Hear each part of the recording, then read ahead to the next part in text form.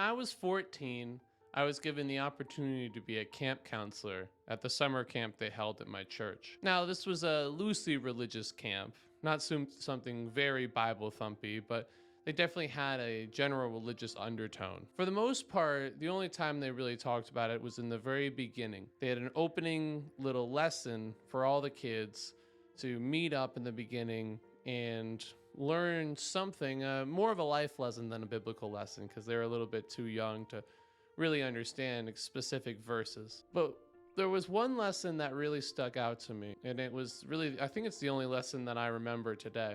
They were given little cups and a bunch of sand and a bunch of little rocks, or I suppose bigger rocks, oddly shaped, strange looking small boulders. And they were asked to fill up the cup. And a lot of the kids would put the sand in, and then they put the big rocks, and they'd be really confused as to why it wouldn't fill up all the way, why they couldn't fit all their big rocks in it. And then the leader came out and she showed everybody that if you put the big rocks in the cup first, you'll be able to pour in the sand in order to fill up all the little crevices. If you put the rocks first, you'll be able to fit the sand later.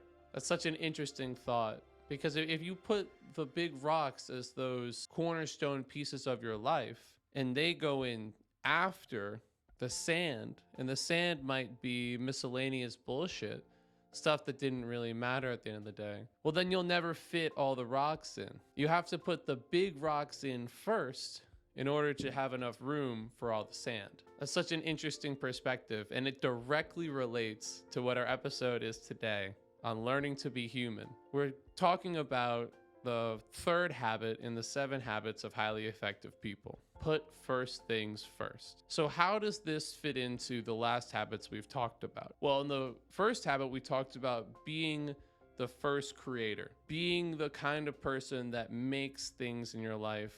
And this is how Mr. Covey calls being proactive. The second action was creating the framework, or the first creation, the mental creation of our goals. Now, the third habit is about creating the physical creation, the second creation of our original idea. We made a mental image, we made a framework, and now we have to find ways to implement that framework into our daily life. So what is it that we're trying to create? It's the physical manifestation of our mission statements and of our principles. We are trying to make it so that our lives' actions revolve around the same thing that our thoughts now revolve around. This starts with discipline. Stephen Covey defines discipline as being a disciple to your own values. So to have discipline just means that you are willing to put your needs behind your values to a certain extent,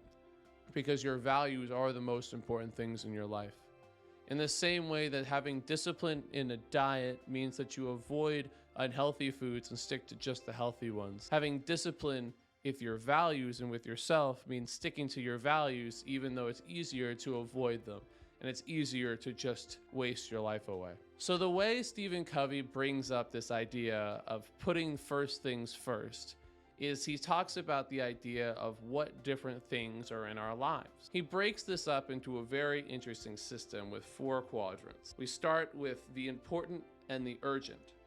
Now, these are things like your car gets a flat tire, or there's a water leak in your house, and you have to act very quickly and very correctly in order to make it so that the situation will be handled properly. Then the next quadrant is quadrant 2. These are things that are very important, but aren't very time sensitive or urgent, such as getting 20 pounds lighter or going from a BMI of 30 to 25. Maybe it means not putting off studying for that exam and making sure that you know what everything's about. It could mean cleaning your house even though things aren't totally filthy. It means taking care of business even when the business isn't pressing. Those are the items in the second quadrant. The third quadrant has to do with things that are urgent but aren't very important. Sometimes this would have to do with watching the exact show the exact time it comes out so that you can make sure you can talk about with your friends for the rest. And this regularly happens with video games. You get so caught up with getting the game when it first comes out and beating it and playing it before all your friends that you might put other things in your life aside. And then the fourth quadrant is about things that are unimportant and unurgent. Sean Covey, Stephen Covey's son, in the last bit of my chapter in my book, writes this one as time wasters, things like gossip or mindless scrolling on social media, or what I like to do is watch YouTube videos and just only half watch. Just ways to spend your hours without thinking about anything or doing anything of import. Now, the interesting factor about all these different quadrants is the fact that only quadrant 2 will lead you to being successful. Only quadrant 2 will allow you to be a productive, proactive adult. In quadrant 1, if your whole life is filled with quadrant 1, you're a procrastinator. If your whole life is filled with quadrant 3, you misunderstand your values. And if your whole life is filled with quadrant 4, you're a time waster. The reason why staying in quadrant 2 is so important is that it eliminates unnecessary activity that only leads you down a path that won't create success. Things that fall into the other quadrants are either unimportant, and so they never mattered in the first place, or they're pressing matters that you decided to allow to become pressing. Of course, there are certain crises that come up that you have no idea about. But the idea is to keep quadrant 1 open so that when those crises do come up, you'll be prepared to allow those things to happen. If you fill your life with mostly quadrant 2 activities, you'll have a lot more time and a lot more space to take care of problems that actually arise in your life. At the end of the day, we're really talking about short-term versus long-term gratification. Can you delay the small dopamine hits that you get from the mindless, pointless daily activity in order to view your future and the framework of what you want as the priority? It's about prioritizing what it is that's most important to you every day. Every day, prioritizing the most important things that will lead you to being successful. For everyone, this is a little bit different. Some people need to prioritize their hygiene, their cleaning, their ability to maintain a working car. Some people need to have priorities of budgeting, of washing their dogs, and of getting proper exercise on a daily basis. But at the end of the day, all of these priorities have the same basic understanding, and that is they don't need to be done right now, but they should. They're the things your parents told you to do growing up, but you never understood why they were so important. I realized as an adult that putting these things in the first part of my life, putting those unimportant and urgent things at the first minute of my day, made it so that my crises went away.